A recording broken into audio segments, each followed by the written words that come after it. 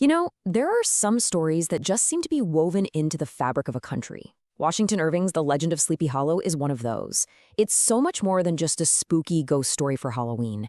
It's really a kind of blueprint for American folklore, and it asks a question that's just as relevant today as it was 200 years ago. When we're faced with a mystery, do we dig for the cold, hard truth, or do we embrace the story that feels better? This is a tale about a place, a rivalry, and a fascinating choice between reality and a magnificent lie.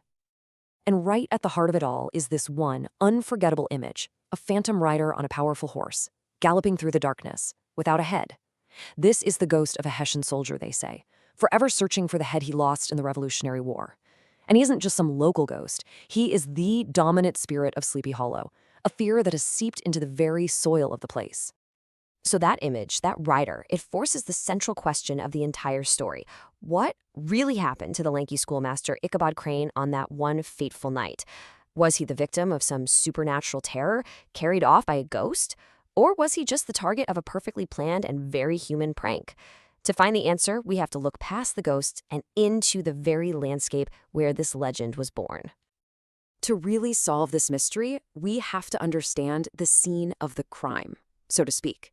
Because in Sleepy Hollow, the setting isn't just a backdrop. No, it's a character in its own right, and it actively shapes everything that happens. The way Irving describes Sleepy Hollow, it's a place that feels enchanted, almost suspended in time. It's this quiet little Dutch valley where the hustle and bustle of the world just doesn't seem to reach.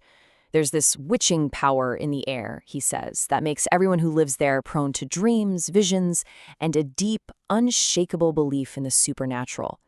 This isn't just a place where ghosts might exist. It's a place that almost needs them to exist. See, in this town, the supernatural isn't some secret whispered in corners. It's part of everyday life. Every bridge, every stream, every patch of woods has its own ghost story, its own dark history that everybody knows. So when a newcomer like Ichabod Crane shows up, he's not just moving to a new town. He's stepping into this shared reality, a world where the Headless Horseman feels as real and maybe as inevitable as the setting sun. Okay, so we've got our haunted stage. Now, let's bring on the actors. At the center of the story are two men, both competing for the affections of the town's wealthy heiress, Katrina Van Tassel. But this rivalry, it's about way more than just romance. It really represents a clash between two totally different ways of life.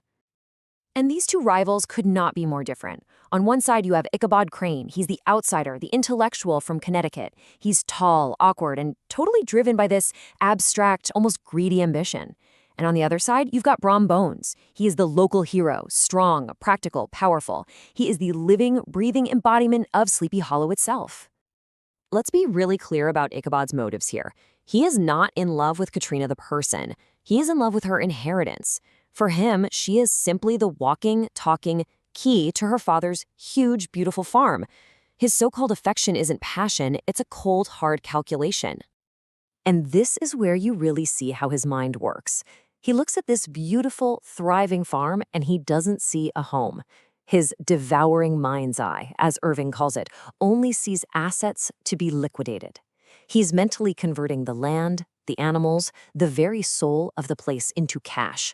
Cash he can use to fund his big city dreams. He's basically a modern capitalist dropped into a world that doesn't operate that way. All of this simmering tension is about to come to a boil. It all happens at a big harvest party at the Van Tassel estate. This is the night where Ichabod's dreams will either come true or be completely, utterly shattered.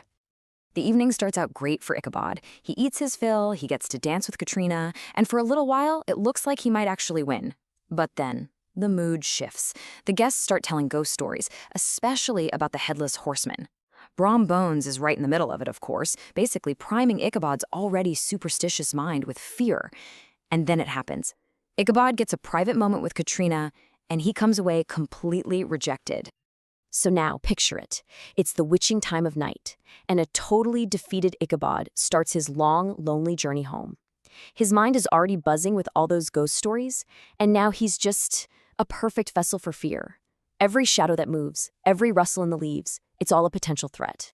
He gets close to a stream that's supposed to be haunted, and that's when he sees it. A huge, dark figure on a powerful black horse, just blocking his path. It doesn't say anything. It doesn't move. It just sits there, waiting. Ichabod kicks his horse, tries to speed up, but the silent stranger matches his pace exactly. He slows down to a walk, the stranger does the same. This isn't a violent chase, not yet. It's a kind of psychological torture, designed to build the terror second by second. And then comes the moment of pure horror. As they ride up a small hill, the figure is outlined against the night sky, and Ichabod sees it clearly. His pursuer has no head, and even worse, he's carrying his own severed head on the front of his saddle. In that one terrifying second, every ghost story Ichabod has ever heard becomes his reality. Now it's a frantic race for survival. Ichabod is galloping toward the old church bridge because local legend says the ghost can't cross it.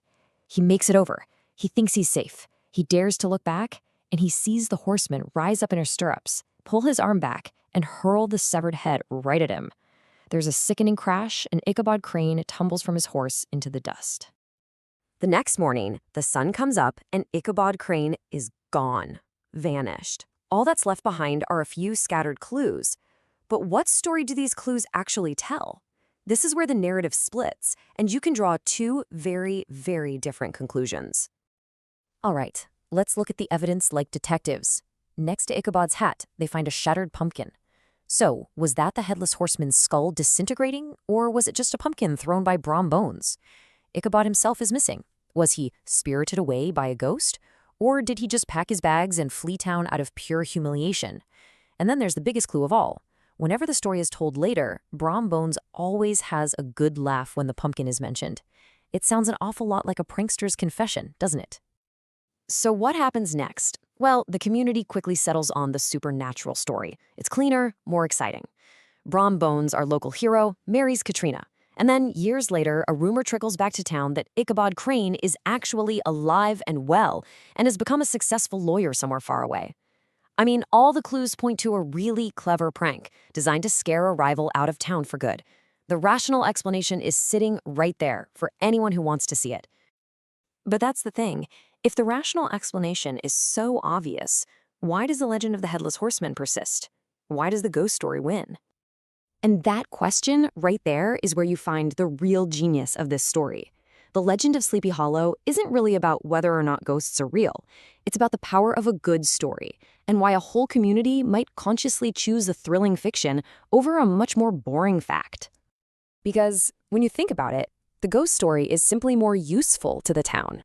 It reinforces their identity, right? It protects them from an outsider, and it celebrates their local hero, Brom. It takes what was probably a pretty cruel prank and transforms it into this thrilling, supernatural epic that everybody gets to share.